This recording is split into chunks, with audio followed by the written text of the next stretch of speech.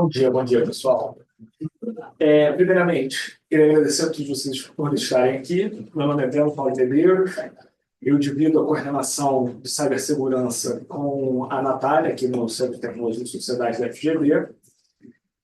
Nós temos uma mesa muito boa hoje. A nossa mesa é sobre desafios regulatórios na América Latina, coordenação em cibersegurança. Por que a gente já está partindo do pressuposto de que é um desafio? Porque a questão cibernética ela é transversal e assume uma capilaridade muito grande em diferentes partes da sociedade. Dito isso, como a gente regula algo tão transversal? Então, estamos com um desafio prático, metodológico e até mesmo conceitual nesse sentido. E, diante desse desafio, as demandas da própria sociedade fazem com que alguns setores já comecem a se autorregular ou já tentem desenvolver medidas próprias de cibersegurança. Só que como a gente faz para centralizar isso, se é que centralizar é uma saída, tá? Se é possível. Então, não vou me delongar muito na apresentação, vou deixar os nossos palestrantes falarem por eles mesmos, mas agora eu vou brevemente passar a palavra para a Natália, que é minha colega aqui na coordenação do cibersegurança do CPS, e depois ela vai seguir daí. Olá, bom dia a todos, todas. Eu estou muito feliz com esse painel. Como a gente estava conversando, a gente está aqui resolver os problemas de coordenação regulatória e cibersegurança no Brasil.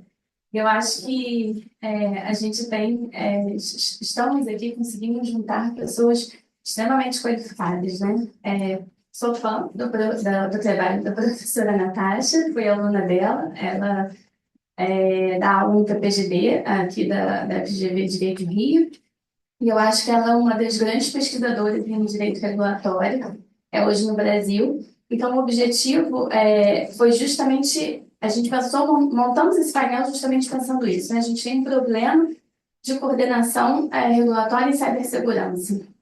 A gente não tem hoje um arranjo, né, que exerça essa governança, tampouco tem a competência regulatória específica para a cibersegurança. A gente tem hoje, está pulverizado aí, em várias agências e também no GSI, né? Que o GSI hoje é o que tem a competência para falar sobre cibersegurança. E por isso também a gente trouxe o Malaguti, porque ele é uma das pessoas que estão na linha de frente desse debate hoje, lá no CENCIBER, também já no GSI, está envolvido está bem atualizado nesse debate.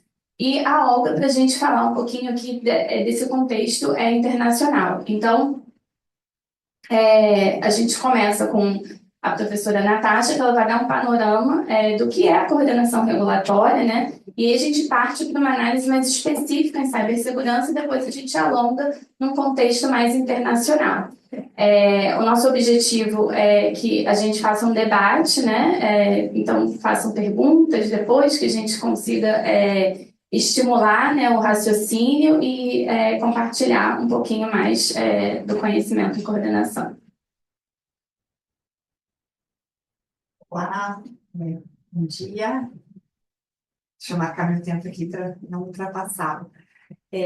Bom, então acho que como a Natália já antecipou, eu vou falar de coordenação em termos gerais, né? O que é literatura sobre regulação, teoria da regulação, fala sobre coordenação. Então a minha fala possivelmente será mais acadêmica aqui dessa mesa e também a menos relacionada com o tema da cibersegurança em si, né? Porque o problema de coordenação regulatória é um problema geral, né? Para quase todos os setores regulados. Entendo que é um problema bastante caro e problemático para a cibersegurança, né? Então, antes da gente falar de coordenação regulatória, a gente tem que pensar um conceito importante que a literatura trata, que é de espaço regulatório ou ambiente regulatório, né? Para a gente identificar se tem coordenação, se não tem coordenação, se tem fragmentação, a gente precisa pensar o seguinte: quem são os atores envolvidos na regulação, né? E aí se usa essa metáfora do espaço regulatório você pode pensar em termos geográficos, né? Existe um espaço circunscrito em que você tem ali diversos atores, né? Seja na condição de reguladores, seja na condição de regulados. Você vai ter atores diversos, públicos, privados, com fins lucrativos e sem fins lucrativos, atuando nesse espaço regulatório. Então, a ideia dessa metáfora é para dizer, olha, a regulação não é algo hierárquico necessariamente, top-down, que você tem só o Estado ali, uma única entidade estatal e um monte de gente sendo regulada por aquela entidade estatal. Não, você tem que verificar quem é que faz parte desse espaço regulatório. Você pode identificar que nesse espaço vai ter vários atores privados regulando, vários atores estatais em diferentes níveis políticos regulando, às vezes no mesmo nível político, várias entidades, o que gera, muitas vezes, os problemas de coordenação, né?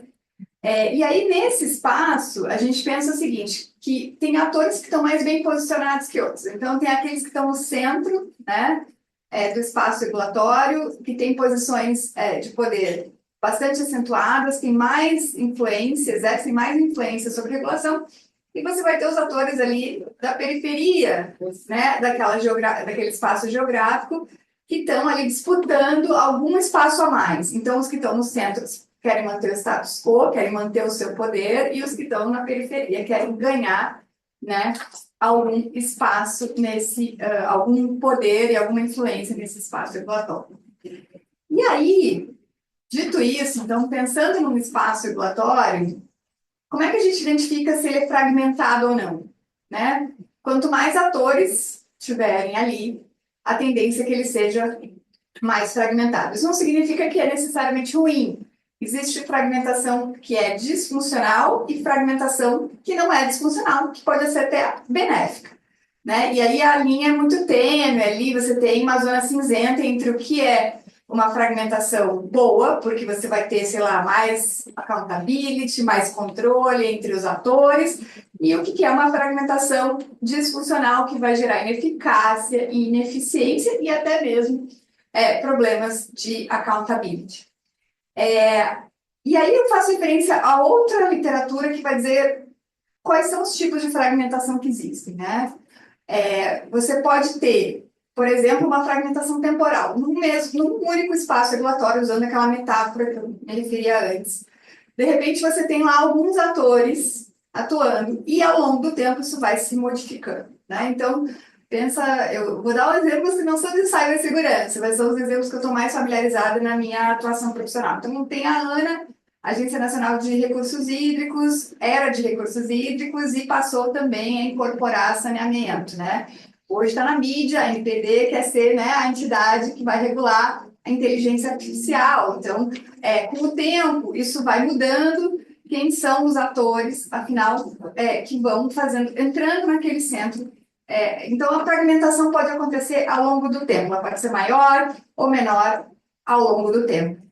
Existe também a fragmentação vertical, que geralmente, estados mais que você não são estados unitários, centralizados, você tem estruturas federativas. No Brasil, a gente tem 3, né? Mais complexo ainda, né? 3 entes federativos, e aí vão disputar ali competências regulatórias, muitas vezes concorrentes, e isso gera uma complexidade maior.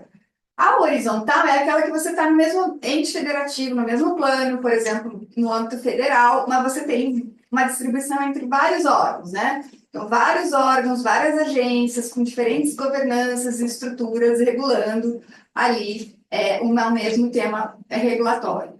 E por fim, você tem a fragmentação institucional, que pode ser não só atores estatais estão regulando, mas você tem também atores não estatais, com autorregulação, corregulação, meta-regulação, existem vários arranjos possíveis aí quando você está tratando de fragmentação envolvendo atores privados. A fragmentação, ela pode acontecer de forma incremental, que é uma lei aprovada, depois uma outra lei, aí os autores das leis não se conversam, não olham exatamente o que foi feito na lei anterior, e a fragmentação vai acontecendo de forma bastante incremental, não necessariamente algo orquestrado. Às vezes é um caso fortuito que acontece ali, né? E ela também pode acontecer por causa de atribuições de competências muito genéricas e muito amplas. Quando um órgão é responsável por tudo, né, ele às vezes é responsável por nada, porque ele não se sente implicado, ou ele se sente implicado a mais do que o que aquela competência está dizendo a ele que ele tem que fazer. Então, competências amplas e genéricas também geram muita fragmentação regulatória. Tá? Consequências da falta de uma falta de coordenação ou de uma fragmentação que seria disfuncional, né? Perda de eficácia, né? Então, o regulador é forçado a tomar decisões sobre condições artificiais, de incerteza, ele não sabe exatamente o que os outros estão fazendo, então ele pode tomar decisões que não são exatamente racionais, né? Eficiência, claro, né? Porque se todo mundo está fazendo a mesma coisa, tem desperdício de recursos aí, várias pessoas tentando buscar soluções sem se conversar umas com as outras, né? Existe desperdício de recursos humanos, tem os custos de transação, porque você não sabe exatamente, né, o que o outro está fazendo. Existe uma competição que muitas vezes é improdutiva, porque aí várias pessoas fazendo coisas, em vez de estarem colaborando, estão competindo, né? Então, isso também prejudica a eficiência da regulação. E, por fim, a transparência, porque se você não tem coordenação, você não sabe o que o outro faz, né? E aí tem pouca responsabilidade em termos de prestação de contas, de dever de informação. Esses são, na verdade, os malefícios da fragmentação regulatória. Mas quando ela não é disfuncional, um certo grau de fragmentação não necessariamente é ruim, né? E eu volto ao exemplo do saneamento. Antes desse novo marco legal do saneamento, o que você tinha? Municípios que eram titulares do serviço de saneamento, todos eles com competências regulatórias. Na prática, os municípios não têm capacidade para regular. Então, você não tinha uma regulação de saneamento adequada no Brasil.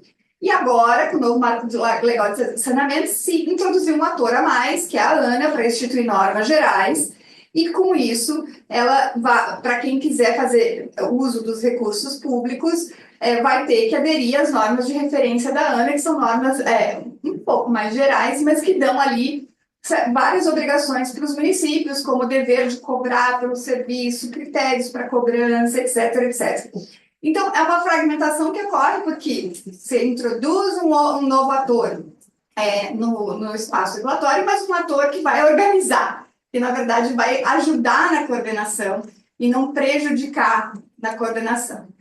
Uma outra questão que é importante a gente levar em consideração é que quando o espaço regulatório é muito fragmentado e a fragmentação é disfuncional, isso dá espaço para que outras arenas influenciem isso. Outras arenas, eu digo, fora do executivo. Então, quando é muito disfuncional a coordenação, quem é que ganha poder? O judiciário, o legislativo, a AGU, seja lá quem for, né? Eles acabam querendo dizer o que é a regulação. Então, você vai ter uma interferência de outros poderes muito maior em ambientes regulatórios, espaços regulatórios fragmentados e descoordenados, tá? E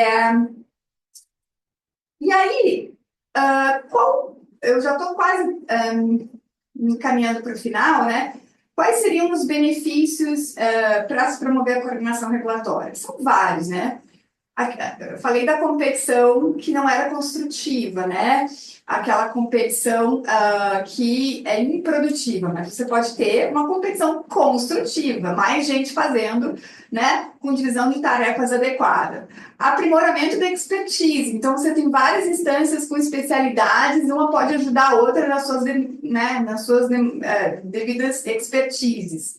Redução de custo de monitoramento, porque se você tem mais de um ator, um meio que tem que prestar contas para o outro, né? Então, se houver, de fato, uma coordenação adequada, né? A proliferação de oportunidades de negociação, de compromissos explícitos, né? Criação de um seguro contra eventuais falhas, né? Então, se algum fator crucial, a resolução de um problema escapou de um ente regulador, Outros podem, né, dizer, olha, não, aqui, né, você cometeu um erro, deixa eu te ajudar aqui. Eu tenho aqui uma proposta para você, tá? Então, basicamente, esses são os benefícios. Depois a gente pode conversar mais sobre ele. Para os meus 3 minutos finais, ficou faltando quais são os instrumentos de coordenação. Então, eu acho que isso a gente pode depois retomar no debate, né? Existem várias possibilidades, né? A literatura fala em algumas, por exemplo, consultas, né? Então, a obrigação de que um órgão consulte o outro. Se tem mais de um órgão regulando um determinado tema, que haja consulta prévia antes, né, da regulação propriamente dita. Os acordos de cooperação, as ações conjuntas, as resoluções conjuntas, né, as normas feitas conjuntamente. E a supervisão presidencial ou legislativa, aí é um outro poder, por exemplo, no caso da supervisão presidencial, você está dentro do próprio executivo, mas é o executivo central coordenando o processo, né?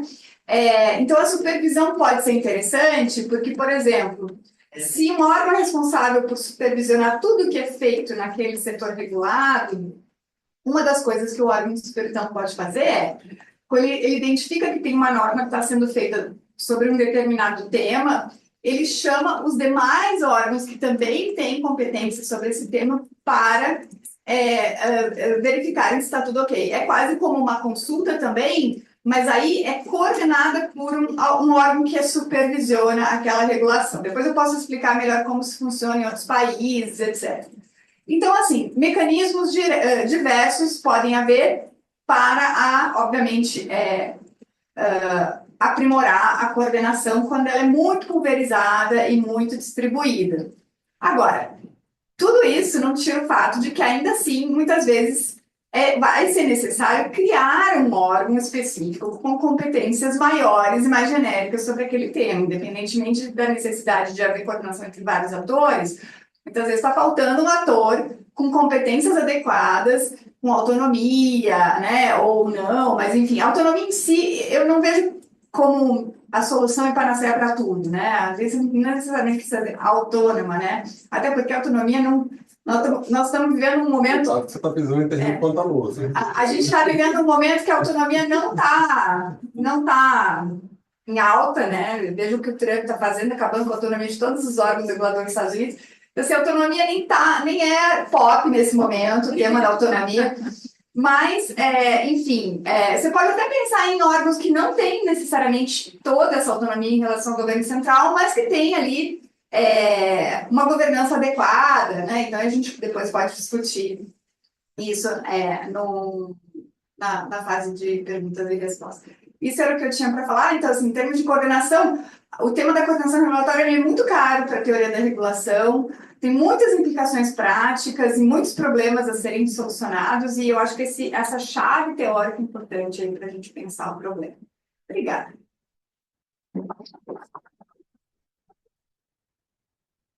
Muito obrigado, Natasha. É interessante como que a fala do professor Natasha acho que já preparou bastante terreno para a fala do próprio Malaguti, mas só fazer uma breve contextualização. Quando a gente fala de cibernética, e a gente fala tanto no contexto brasileiro quanto no próprio contexto da América Latina, a gente está falando de um processo de digitalização muito acelerado e que só depois está vindo uma onda de regulação, tentativas de regular esse espaço cibernético. E quando a gente fala dessa segunda onda de regulação, a gente está falando de um espaço regulatório extremamente fragmentado. Por quê? As próprias demandas da adoção da cibernética na administração pública, principalmente, fizeram com que diferentes setores tivessem diferentes níveis de maturidade na sua regulação. E aí, quando você traz essa questão do espaço regulatório fragmentado, é muito bom porque você dá o nome ao que a gente chama, geralmente, essa bagunça regulatória da cibernética, porque você teve diferentes atores tentando se regular ou se autorregular, com diferentes níveis de maturidade, e você comentou dos diferentes tipos de fragmentação. No cyberespaço, quando a gente vai falar da regulação cibernética, a gente está falando mais ou menos de todos os tipos de fragmentação, positivas e negativas. É mais ou menos tudo acontecendo a toda hora, ao mesmo tempo. E diante desse cenário atrativo, eu passo a palavra para o nosso querido Marcelo Malaguti, que é assessor especial do GSI, está liderando os trabalhos no Comitê Nacional de Cibersegurança, que eu e a Natália nós temos o prazer de fazer parte de diferentes grupos de trabalho, e eu acho que esse está sendo o principal desafio hoje da questão cibernética no GSI. Tá? Não vamos demorar muito, porque eu tenho certeza que o Malaguti está mais do que preparado e animado para falar desse assunto. Animado, com certeza, preparado, talvez. Pessoal, como já dito, eu atualmente exerço a função de secretário executivo do Comitê Nacional de Cibersegurança e sou assessor do ministro do GSI para assuntos de cibersegurança. Estou nessa função há pouco mais de 2 anos e a gente tem trabalhado em conjunto com a equipe da Secretaria de Segurança da Informação e Cibernética, lá do GSI, para tentar avançar essa questão da regulação e do aumento do nível de cibersegurança e ciberresiliência nacional. Então, é um esforço longo, um esforço que a gente vem trabalhando já, como eu disse, há pouco mais de 2 anos. Tivemos alguns sucessos importantes, como, por exemplo, a criação do Comitê Nacional de Cibersegurança, que veio em decorrência da publicação da Política Nacional de Cibersegurança em dezembro de 23. Então, nós começamos no início de 23, criamos a política gerou o comitê agora está gerando esses grupos de trabalho aos quais o Breno se referiu, e esses grupos de trabalho vêm apresentando propostas sistematicamente para a gente tentar avançar as coisas. E aí, aproveitando a ótima explanação da Natasha com relação às questões de origem dessas lacunas, dessas desarmonias, como nós preferimos chamar hoje, bagunça é um termo politicamente incorreto, então a gente prefere falar da falta de harmonia regulatória. A gente, então, vem trabalhando essa lógica no comitê. Só que para poder apresentar para vocês a origem dessa situação que nós estamos, vou pedir para vocês me permitirem uma digressão aqui, voltar aos fundamentos de uma coisa que a gente costuma chamar de institucionalismo histórico, que, inclusive, foi nessa linha que o Prêmio Nobel de Economia foi atribuído esse ano, né, pesquisadores que falam sobre por que as nações que têm instituições fortes evoluem, por que as nações que não têm instituições fortes fracassam. E aí uma parte do nosso problema é que, para o Brasil, para todo brasileiro, a gente nasce sabendo que Deus é brasileiro. Alguém questiona isso aqui? Alguém que não. Não, o Papa era argentino, mas Deus era brasileiro. Ele disse isso. Então, nós temos uma questão de fundo, né, que é extremamente importante, que é o fato de que nós olhamos para o cenário internacional contando com a proteção divina. Nada vai nos acontecer. Nós somos pacíficos, nós temos harmonia com todos, nós seremos capazes de resolver a guerra da Ucrânia sentados numa mesa de bar.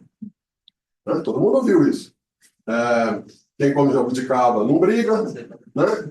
É da nossa cultura. Isso não é uma coisa que o nosso presidente fala porque ele não tem preparo, etc. Porque é da nossa cultura achar que as coisas se resolvem desse jeito. A gente pensa assim.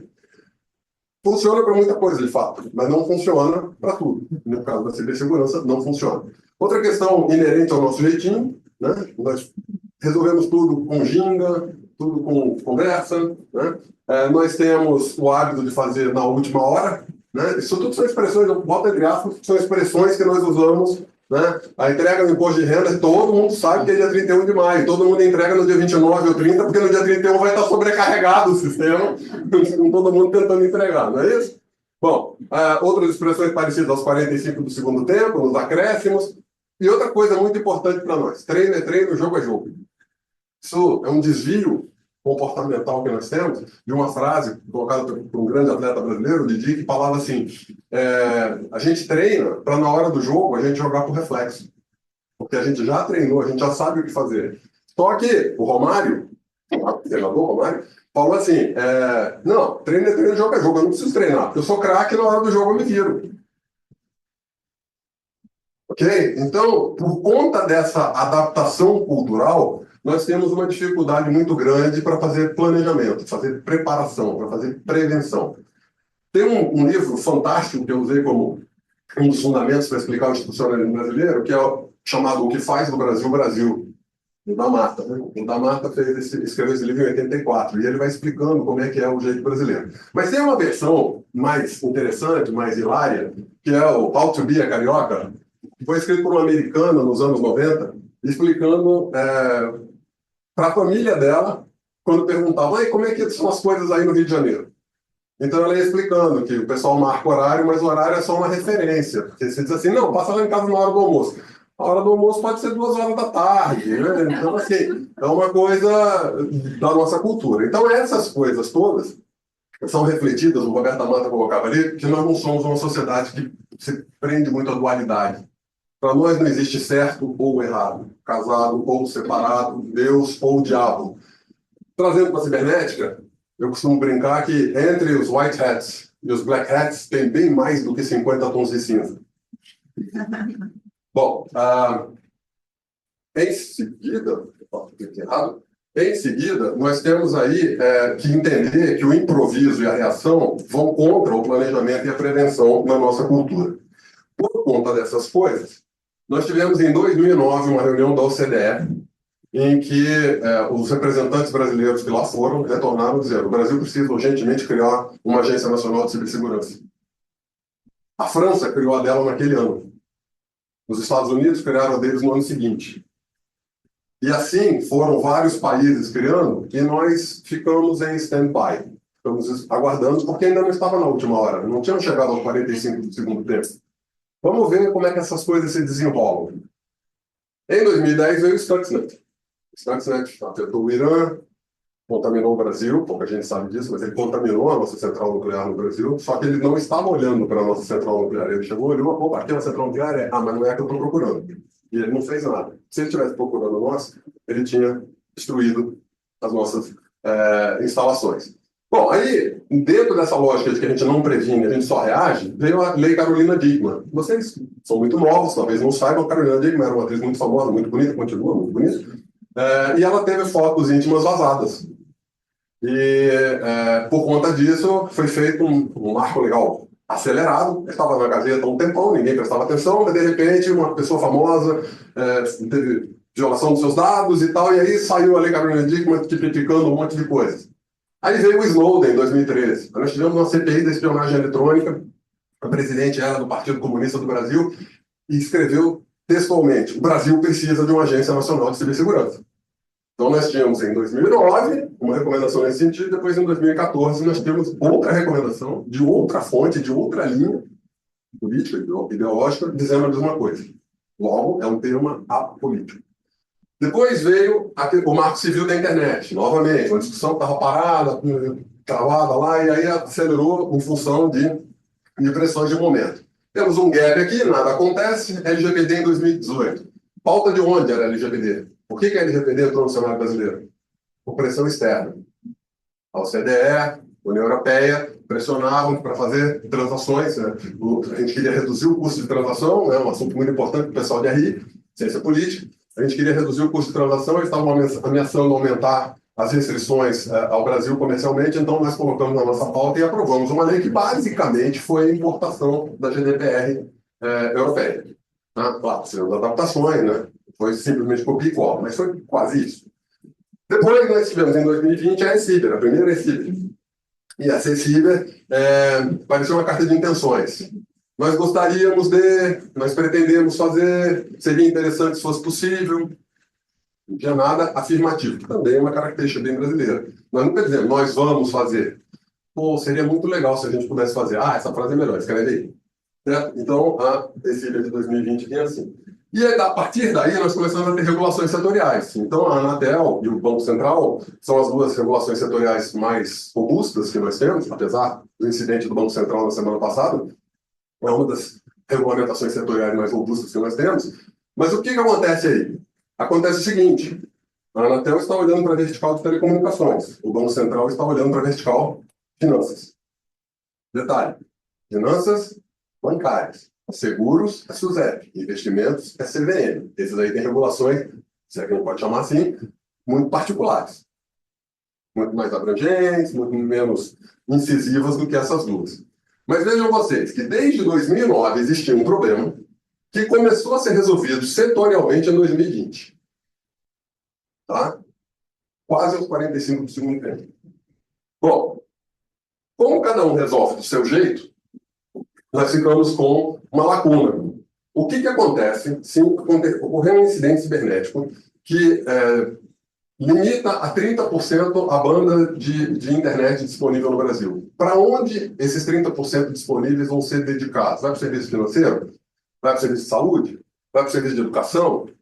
Pode ser, alguém atacou o Brasil, nós estamos só com 30% da internet disponível, o que nós vamos fazer com esses 30% da internet?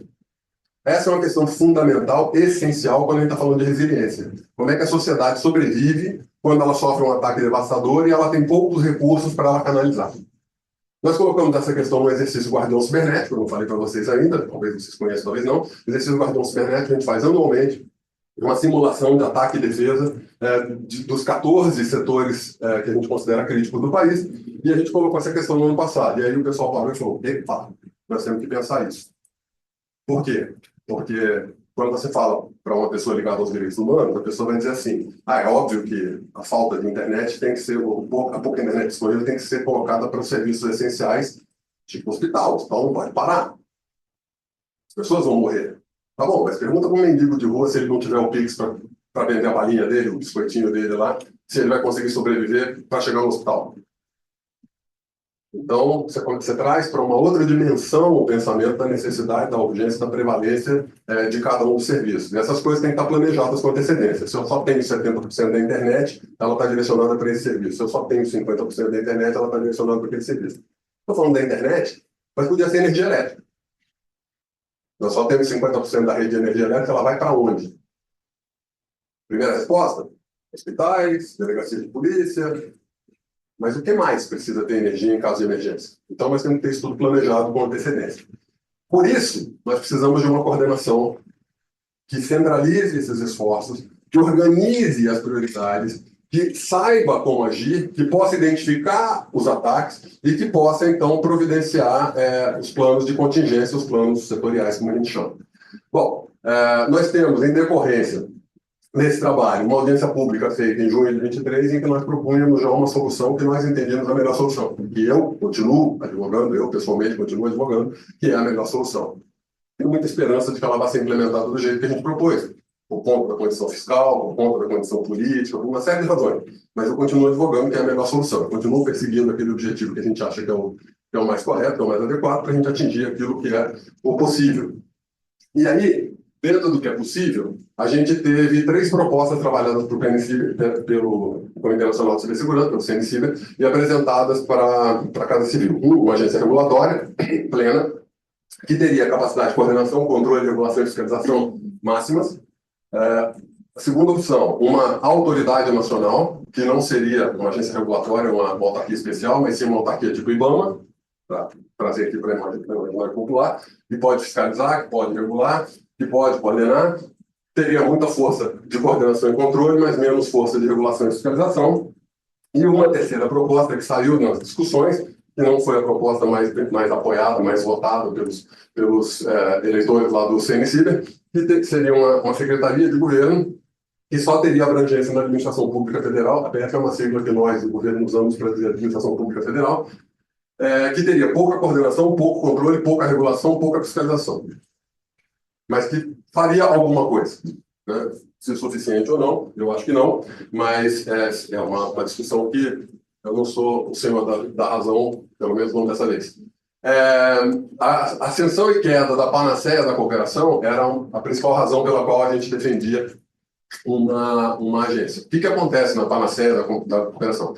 Havia um entendimento até recentemente de que a gente tinha... Só gastei metade dos meus 30 minutos. Brincadeira, já vou acabar. A gente tinha aí a percepção de que todo mundo vai cooperar, todo mundo vai se ajudar, eu vou saber que eu fui atacado, então eu vou avisar para a Natália vai avisar para o Breno, todo mundo vai saber e todo mundo vai se ajudar. Balela. O que acontece? Um órgão, quando é atacado, ele não avisa para os outros. Por quê? Por quê? Quem arrisca? Porque ele não quer se expor. Exatamente por isso. Ele não quer dizer, eu estou vulnerável, eu não fiz o meu dever de casa, eu não trabalhei direito. Ele não fala, ele não avisa. E se ele não avisa, os outros não ficam sabendo. Então, a cooperação por si só não resolve o nosso problema. A Natasha falou da necessidade de autonomia, tipicamente política, administrativa e financeira, para que a gente não fique sujeito a intempéries políticas. Opa, acabou o dinheiro, contingencia orçamento, aí a agência tem que suspender as operações. Então, é uma proposta baseada também na necessidade de agilidade decisória e também voltando naquela questão do institucionalismo histórico que eu mencionei lá atrás.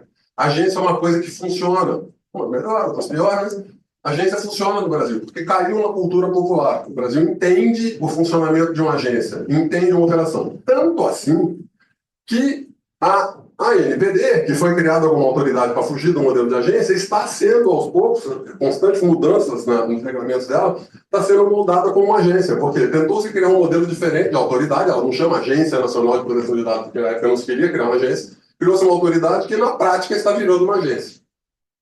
Logo, usando o exemplo, nesse caso bom, positivo, do que aconteceu com a NPD, a gente queria já encurtar, já atalhar a discussão e levar para uma agência reguladora. Bom, por que a gente está pensando em alternativas? Porque a política é a arte do possível, do alcançável. Isso é uma frase nova, dos anos 1700 e alguma coisa, né? 1800 e pouquinho. O Bismarck falava isso. Então, nós temos necessidade de celeridade, nós estamos destravar o processo decisório, nós precisamos começar a fazer as coisas antes tarde do que mais tarde. Nós temos já um fracionamento do arcabouço nacional, e é esse fracionamento que a Natasha muito bem referenciou aí. Por quê? Porque na demora para alguém assumir a coordenação e o controle, iniciativas estão pipocando isoladamente.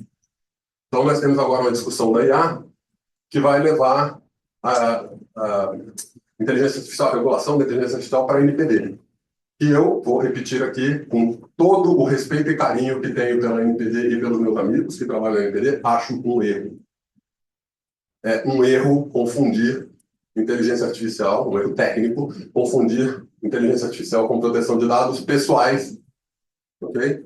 Porque IA é muito maior do que dados pessoais, muito, muito, muito maior do que dados pessoais. A gente está viciado no hype aí da Meta, do Facebook isso, porque o WhatsApp aquilo. Isso aí é a pontinha pequenininha do iceberg. Tem muito mais ligado a IA do que isso. Quem quiser ter uma palhinha do que eu estou falando, amanhã tem um outro painel sobre IA que eu estou participando, que eu vou desdobrar mais esse assunto. Aí nós temos a PEC da cibersegurança, uma PEC que traz a competência exclusiva para a regulação de cibersegurança para a União, já passou no Senado e agora estamos esperando a decisão na Câmara. Nós temos uma frente parlamentar da cibersegurança que eu fiquei muito feliz de ver um colega no painel de tecnologias quânticas agora falando, se Deus quiser, sai logo. Ele falou lá, a nossa Agência Nacional de Cibersegurança. Olha só, o pessoal de quântica está preocupado com a cibersegurança. Quem quiser saber por quê, amanhã eu explico. Comissão Mista de Cibersegurança, que está um requerimento feito lá, parlamentares das duas casas fizeram uma proposta de uma comissão mista para dar celeridade aos assuntos relativos à cibersegurança. O Tribunal de Contas da União está pedindo, cobrando do governo, do executivo, que faça alguma coisa, que crie uma agência. E assim sucessivamente. E o mundo avança rápido. O Chile começou depois de nós e já tem uma agência. Tudo bem, é uma agência pequenininha, é uma agência bem compacta e tal, mas tem uma agência. O que nós propunhamos para cá? Nós propunhamos uma agência que ia começar com 50 pessoas no primeiro ano. Que ia custar 40 milhões de reais no primeiro ano. 40 milhões de reais é problema no orçamento nacional? Desde quando? Isso é troco de pinga, como dizem no interior de São Paulo. Ok? Bom, França, China, Estados Unidos, Reino Unido, as ISACs estrangeiros, centros de análise e compartilhamento de informações já chegaram no Brasil, ISACs internacionais. Nós estamos aí com uma proposta de tentativa de criação de ISACs brasileira para preservar um espaço de sigilo de informações estratégicas nacionais, mas nós não vamos restringir a participação dos estrangeiros. E isso era tudo que eu tinha em 22 minutos, foi isso? Muito obrigado aí a vocês pela paciência. Muito obrigada pela fala, como sempre é muito bom te ouvir, é muito esclarecedor. Eu acho que essas duas primeiras falas, tanto da Natasha quanto do Malacus, funcionaram muito bem, elas se complementaram, né? Eu acho que a gente conseguiu entender o problema e a gente conseguiu enxergar isso na prática e o que está acontecendo no Brasil. Então agora eu vou passar a palavra para a Olga. Ela é uma grande líder, conhecida por melhorar a participação na governança, né, na América Latina. É cofundadora e diretora acadêmica do South School on Internet Governance. Ela é membro também do GF da Argentina e é reitora da Universidade de Buenos Aires. Então, assim, se você pudesse passar para a gente um pouquinho da experiência da Argentina com esse problema e até também pelos seus trabalhos, o que está acontecendo, né, no resto da América, seria ótimo. Obrigada. Obrigada a você, obrigada pelo convite, parabéns pela organização do painel. Adorei as suas falas prévias, o contexto geral, situação no Brasil. Encontro muitas coincidências com a cultura brasileira e argentina. Somos países irmãos, você sabe, mas Deus é argentino, mas ele ou ela tem um escritório na Buenos Aires, e é a mesma coisa. Então, essa é uma briga que sempre hacemos chiste, chiste é Uma piada. uma piada, briga é uma pelea. Vou tentar meu melhor português agora, se faço erros, por favor, me desculpem. Então, eu também queria compartilhar com vocês a minha experiência como diretora nacional da cibersegurança da Argentina, até que mudou o governo quase 2 anos atrás. Da perspectiva da Argentina, como é a estrutura que mudou um pouco quando o governo mudou no final de 2023, cambiou um pouco, não muito, mas tem alguma mudança que eu decidi compartilhar com vocês.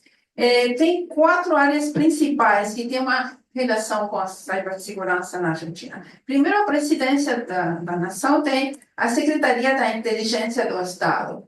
Ela tem, dentro da sua estrutura, uma agência federal da cibersegurança, a AFC. Depois vou nombrar de novo por que trago esta referência. Então, presidência, Secretaria de Inteligência, dentro da Secretaria de Inteligência, a Agência Federal da Cibersegurança. Depois tem o Ministério da Defesa, que tem um comando conjunto de ciberdefesa que olha o que acontece com defesa militar cibernética. Tem o Ministério da Seguridade Nacional, que tem um programa com um CISET, com um Centro de Alerta Especial para o Ciberdelito. E depois, como se fala Jefatura de Gabinete, Chief of Cabinet? Como se fala? Jefatura? Chefia de gabinete. Chefia de Gabinete. Chefia de Gabinete tem a Direção Nacional da Cibersegurança, que eu fui diretora há um tempo atrás, e também tem Centro de Alerta Nacional, que tem competência com a estrutura nacional, somente com a estrutura nacional, não com privados, mas tem ajuda, pode ajudar os privados também. Então, essas 4 áreas são as principais. E como fazem coordenação nacional? Para a coordenação interministerial, existe o Comitê de Cibersegurança da Argentina, e o órgão central do Estado que é responsável pela definição da política e marco normativo em matéria de cibersegurança. Se ocupa da coordenação interministerial, essas 4 áreas e outras que vou nombrar agora, interinstitucional, para implementar as políticas da cibersegurança. Então, a presidência do comitê depende do diretor da Agência Federal da Cibersegurança, que dependia diretamente do presidente da Argentina. Depois, quem compõe este comitê? Secretaria da Inovação, Ciência e Tecnologia, da chefia da Gabinete de Ministros, Secretaria de Assuntos Estratégicos, da chefia da Gabinete de Ministros, Ministério da Defesa, Ministério da Segurança Nacional, Ministério de Relações Exteriores, Comércio Internacional, junto à Cancilleria Argentina, e Ministério da Justiça. Cada um dos ministérios assina 2 participantes, um é o titular e outro um suplente, para integrar o comitê. O comitê tem a obrigação de se reunir, acho que agora muda um pouco a regulação, cada 3 meses, acho. Quando eu era diretora, fazíamos reuniões periódicas. Então, qual é as funções do comitê? Elaborar, desenvolver a Estratégia Nacional da Cibersegurança. Quando eu fui Diretora, fizemos a segunda estratégia de cibersegurança nacional, fizemos um documento. A coisa interessante foi que depois que foi feito por um grupo de trabalho dentro do comitê, o texto foi oferecido para comentários públicos e recebemos comentários não somente da Argentina, sino de muitas outras instituições internacionais também. Depois que tiver a Estratégia Nacional de Cibersegurança, o comitê tem que elaborar o plano de ação, o que vai ser implementado com esta estratégia, e convocar outros atores. É interessante porque nem somente para a segunda estratégia, também para outras coisas. Por exemplo, fizemos uma campanha nacional da conscientização,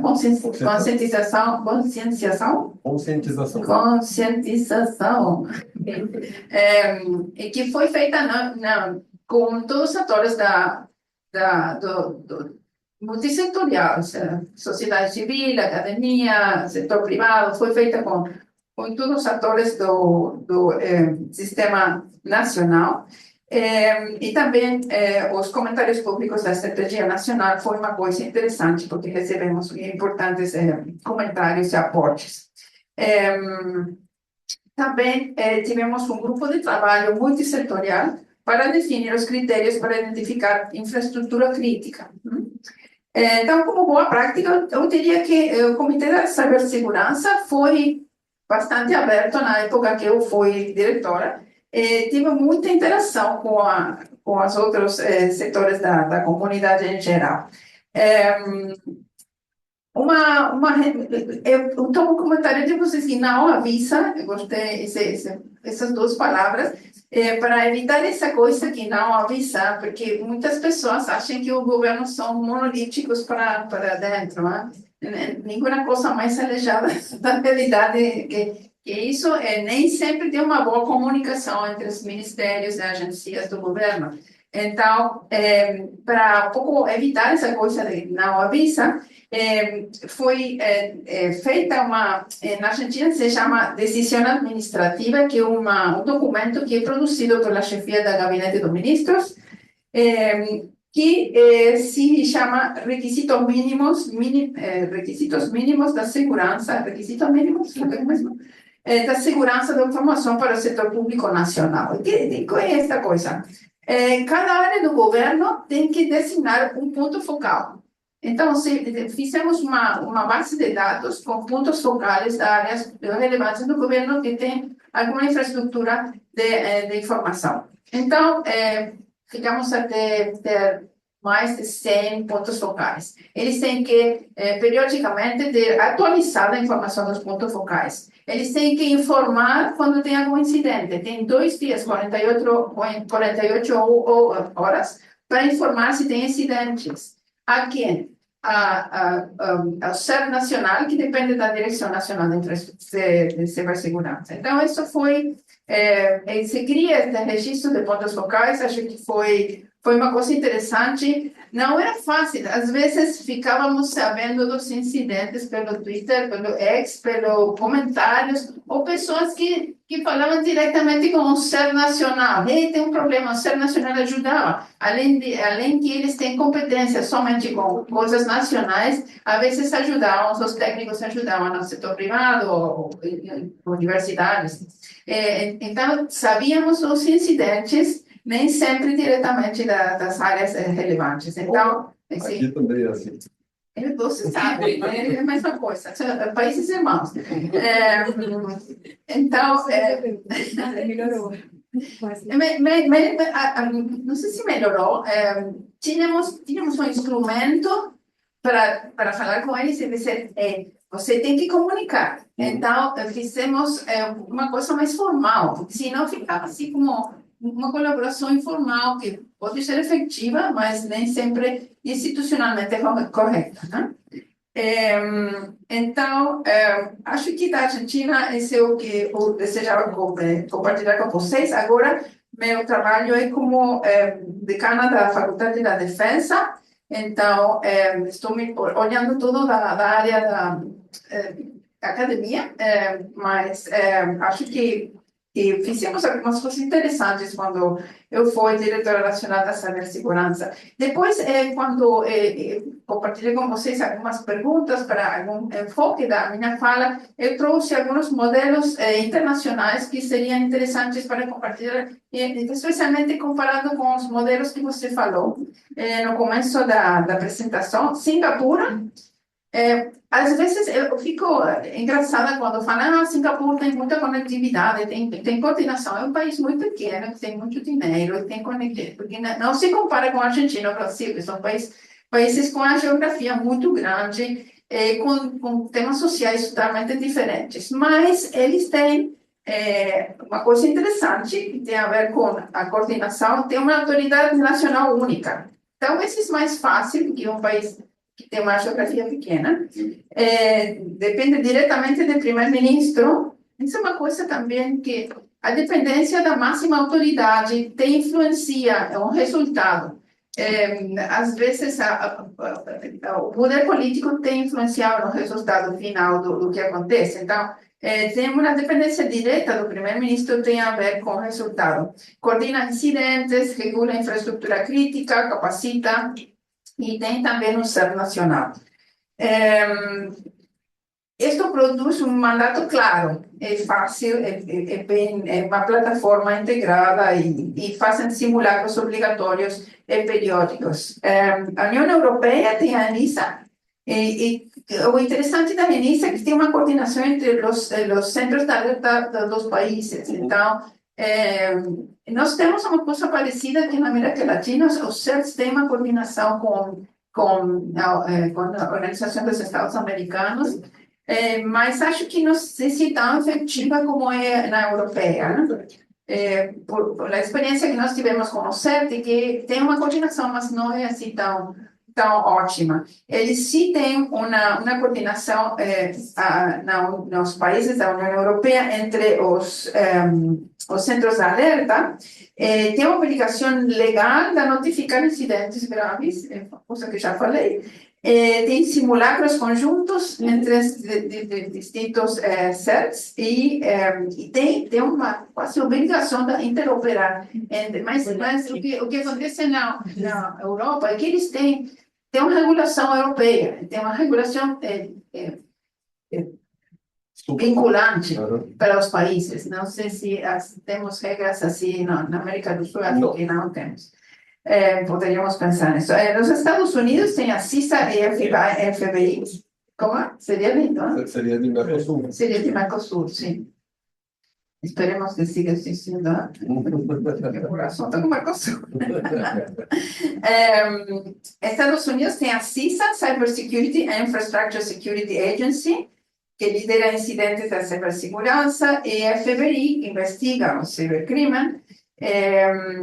Eles têm centros setoriais para compartilhar ameaças de banca, saúde, energia, publicam diariamente vulnerabilidades de operações conjuntas com a Armada, FBI, NSA. Eles têm uma estrutura muito mais desenvolvida, tem uma cooperação público-privada mais efetiva. Também tem que considerar que os Estados Unidos têm empresas tecnológicas muito desenvolvidas, muito importantes, com influência não somente nos Estados Unidos, em todo o mundo. Então, eles têm uma visão diferente do setor privado.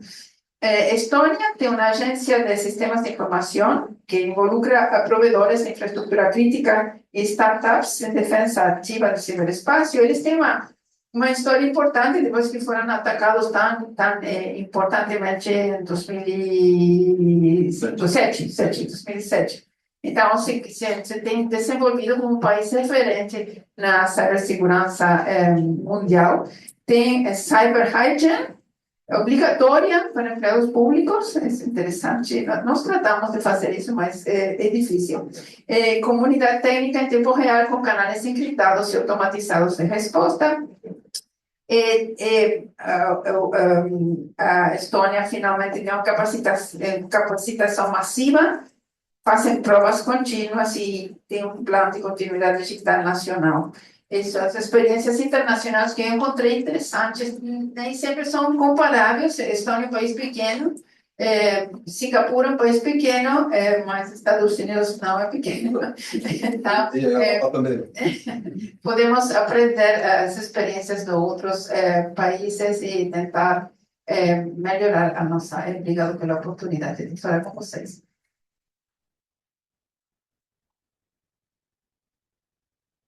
Muito obrigado, Olga. Como foi o português? Foi excelente. Foi excelente. Foi melhor que o nosso.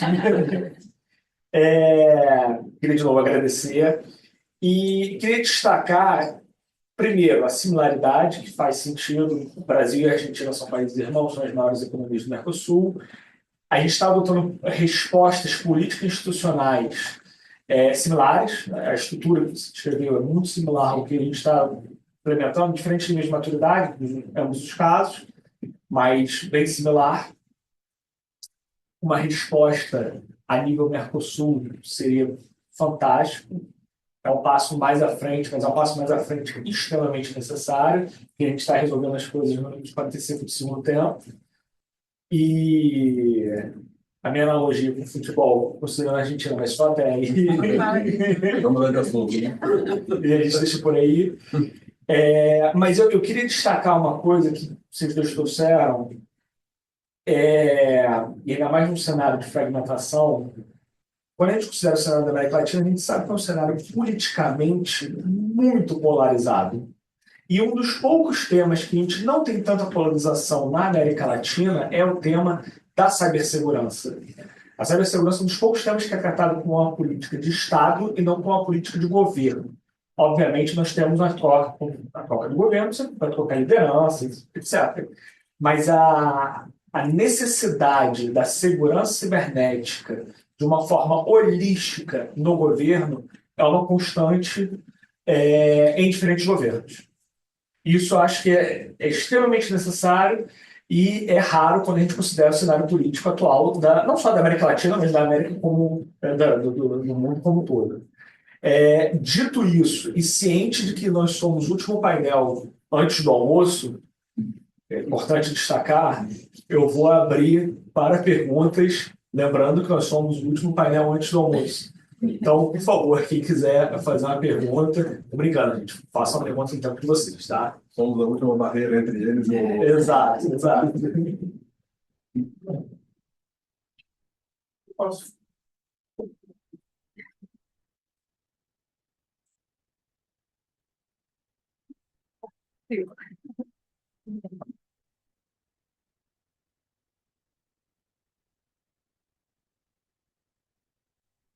Bem, boa tarde a todos, sei que a hora é ingrata, mas eu vou tentar fazer uma pergunta bem direta. Meu nome é André Pessoa, sou do Grupo do Nordeste. Parabéns à mesa, um painel excelente, a temática é muito importante, mas eu vou ser direto para a luz. Eu sabia, né? Gente, você falou, eu tenho a impressão que vai ser implementado do jeito que a gente propôs, em relação à ANSIB. Diante aí do último evento aí que afetou a imagem do Banco Central, né? Uma área de infracrítica, né? No Brasil, esse evento não foi capaz de sensibilizar o governo em relação à criação, seja lá da agência ou da autoridade, e não seria o caso de se ver um modelo que a ANPD adotou de não necessariamente ter uma estrutura tão grande, claro que até hoje ela sofre com isso. Então, está fazendo uma contratação temporária ou não tem quadro próprio para isso.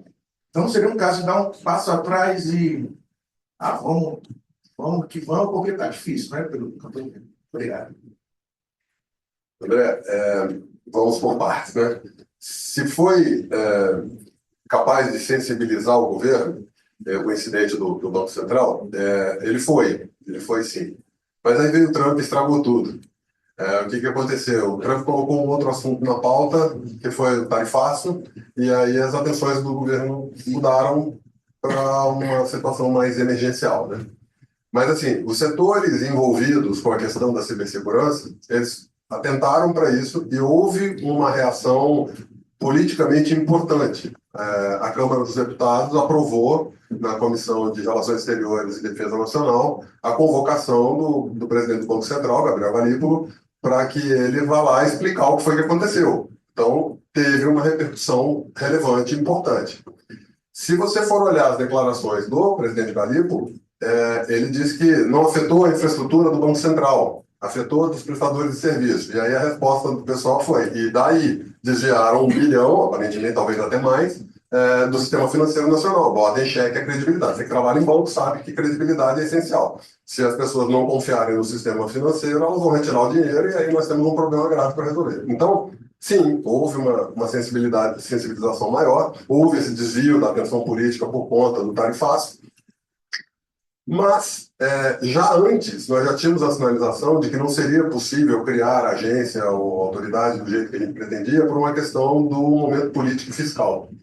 A despeito da observação do Breno, de que a gente ouviu isso de senadores da oposição, e eu acho que o melhor exemplo do assunto de ser de fato um assunto de Estado foi a tal da PEC que eu mencionei, que foi assinada numa das comissões lá, composta por 22 senadores de todos os partidos, e os 22 assinaram a proposta de emenda constitucional. Para dar exemplo, vai de Randolfo Rodrigues a Flávio Bolsonaro. Nessa ordem, esquerda para a direita. Para você ficou ao contrário, mas né, do Randolfo Rodrigues, que é líder do governo, do Senado, para o Flávio Bolsonaro, que é o símbolo maior da ala direita do governo. Então, dá para citar um monte de outros nomes aí, são 22, eu só citei 2. Mas, assim, só para mostrar para vocês que não é uma pauta que divide ideologicamente oposição e governo. Ela é uma pauta, de fato, de Estado. O problema é que, fiscalmente falando, entende-se que não há espaço para a criação de um órgão novo. E aí nós estamos com uma dificuldade. Vamos entregar a cibersegurança para a INPD? Vamos entregar a cibersegurança para a Anatel? Não vamos cuidar da cibersegurança? O que nós vamos fazer com ela? Por isso que eu digo que a dificuldade fica agora na forma de implementar, de arranjar de termos um arranjo institucional que permita darmos a atenção necessária e devida ao tema, que é entendido como um tema de Estado, e, ao mesmo tempo, colocar isso dentro de um espaço fiscal limitado. Eu tenho insistido muito na questão da gradação que nós fizemos, anual, né? Fatiamos a criação desse órgão ao longo de 5 anos, na nossa proposta original, e no fato de que aquele 1 bilhão que desviaram do Banco Central, das contas reservas do Banco Central, para não dizer que desviaram do Banco Central, das contas reservas do Banco Central, pagava os 8 primeiros anos da agência. Só esse 1 bilhão pagava os 8 primeiros anos da agência. Tudo bem, esse 1 bilhão não era dinheiro do governo, mas é dinheiro do Brasil, é dinheiro do país, então é um prejuízo nacional. Portanto, seria suficiente para pagar os 8 primeiros anos.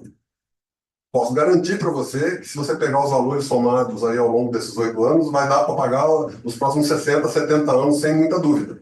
Então, a questão é decidir a prioridade do investimento. Mas não há muito mais que nós possamos fazer do que o que nós já estamos fazendo. E eventos como esse aqui, eles são relevantes para trazer o assunto para outros fóruns, para outros debates, para outras pessoas opinarem. Eu tenho participado de muitos eventos desse tipo, há uma percepção na própria Casa Civil, e desculpem os colegas que eu estou alongando aqui a resposta, mas há um posicionamento da Casa Civil, numa das reuniões do Comitê Nacional, que está na ata, então eu posso falar que é público, em que eles falaram para nós, olha, é a primeira vez em 20 anos de administração pública que nós estamos vendo a sociedade civil, a iniciativa privada, pedir para ser regulada. Historicamente, o que acontece é o oposto. Eu não quero mais regulação, eu não quero regulação de IA. Está acontecendo isso agora, eu não quero regulação de IA. Aí, quando chego no tema da cibersegurança, por favor, regulem a cibersegurança. E aí o governo olha meio atônito. Por que isso? O que é que está acontecendo? O que esse setor tem de diferente? Bom, esse setor tem um fato relevante, que ele é transversal, ele atinge todo mundo, ele atinge o cidadão comum, ele atinge todas as infraestruturas críticas, ele atinge a economia como um todo, a sociedade como um todo. Você que já conhece o Guardião, você sabe os problemas que eu crio, né? Eu sou o malvado favorito, eu sou o cara que inventa os problemas do Guardião. Então, os problemas que eu crio lá para apavorar todo mundo. Há 2 anos atrás eu parei o Pix. Claro, simulado, né? A gente simulou uma parada do Pix. E aí, os bancos ficaram 9 meses discutindo como é que eles fariam para não parar o Pix, para não deixar acontecer aquele incidente que a gente simulou lá. Então, todo mundo já entendeu que é necessário, que é urgente, que precisa ser feito. O que ninguém está sabendo fazer é como. Ninguém está sabendo dizer como é que nós vamos resolver o problema, ok? Espero ter conseguido abranger a resposta aí bastante. Hola, voy a hacerlo en español, disculpas. Ante todo, bueno, buena exposición, muchísimas gracias. Mi nombre es Tomás Pomar, del Observatorio de Derecho Informático Argentino, y quería hacer una consulta en razón de una investigación que hemos llevado a cabo en relación a políticas de ciberseguridad en Latinoamérica, que es ¿cuánto tiempo falta o qué más haría falta implementar, más allá de los desafíos que presentan convenios como Budapest, para que los estados en nuestra región puedan implementar en el sector público una política de bounty reward para que actores del sector privado puedan hacer un reporte seguro?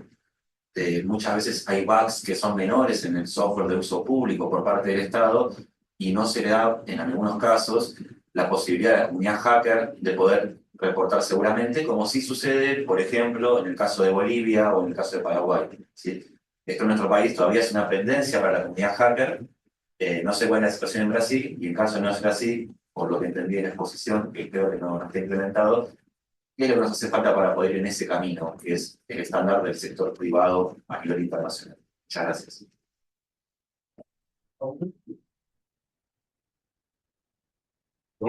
Bom, eu vou falar pelo Brasil, ok? Pelo Brasil.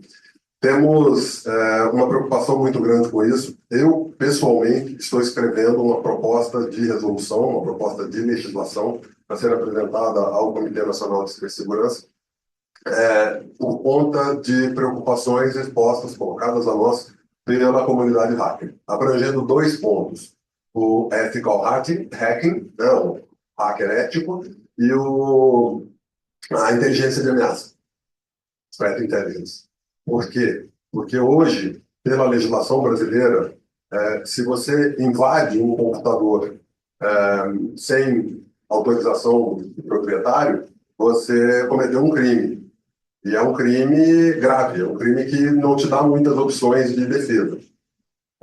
E mesmo quando você analisa a possibilidade de que o hacker foi contratado, há ainda alguma dúvida sobre a validade daquele contrato para uma invasão ilegal, uma interpretação de uma invasão ilegal. No caso da inteligência de ameaças, muito trabalho é feito na Dark Web. Você frequenta sites ou sociedades, né, grupos de hackers do mal, não hacker ético, hacker do mal, que estão ali anunciando que invadir o Banco do Nordeste, invadir alguma instituição, invadir a FGV. E aí você percebe pela conversa, você provoca, instiga a conversa e você eventualmente obtém alguma informação mais detalhada e você pode reportar para a FGV. Digamos, eu sou analista de inteligência de ameaças, estou naquele site frequentado por criminosos, mas eu posso ser interpretado como um criminoso na ótica da legislação brasileira. Então, nós temos essa lacuna, é uma reclamação recorrente da comunidade hacker no Brasil, e nós estamos tentando, eu particularmente, né, tenho tentado trocar algumas ideias com alguns colegas para a gente propor uma peça de regulação que permita ou que dê um pouco mais de estabilidade para isso, que basicamente consistiria no registro dos hackers junto a uma autoridade, uma entidade, um órgão qualquer. Aí nós temos que ver se vai ser o próprio Comitê Nacional de Cibersegurança, se vai ser a Polícia Federal, algum órgão que possa ter um cadastro, um registro daqueles hackers e possamos colocar à disposição dos limites do que pode ser feito ou não feito para que não sejam enquadrados como criminosos também. É o melhor que eu consigo responder a sua pergunta. Voy a decir, también sé con español, así que voy a seguir en español. No que yo tenga conocimiento, no sé si en el comando de ciberdefensa estén haciendo algo, sería una buena consulta para hacer al Comité Nacional de Ciberseguridad. Se reúnan y lo discutan. Podría ser algo importante. No se discutió ni fue algo que... Sabemos que es una deficiencia, pero no fue algo discutido por lo menos en los años que yo estuve en la Dirección Nacional de Ciberseguridad, pero sí creo que es algo importante. Coincido con el colega de Brasil y creo que sería una demanda importante. Podrían hacer una demanda desde sociedad civil, no demanda, digamos, judicial, sino una pregunta para ver si se puede pensar Y creo que sería una iniciativa interesante para hacerla desde una perspectiva multisectorial, con participación de la academia, de sociedad civil, de técnicos, del sector público, del sector privado. Creo que es una iniciativa interesante.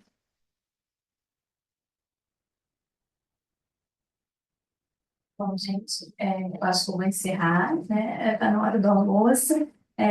Eu tinha mais perguntas, né? Mas a gente pode continuar a debater ali no almoço. Queria agradecer os palestrantes, foi ótimo. Queria agradecer também vocês pela presença e pela paciência em nos ouvir aqui e discutir essa questão da coordenação regulatória em cibersegurança que é tão importante. Obrigada.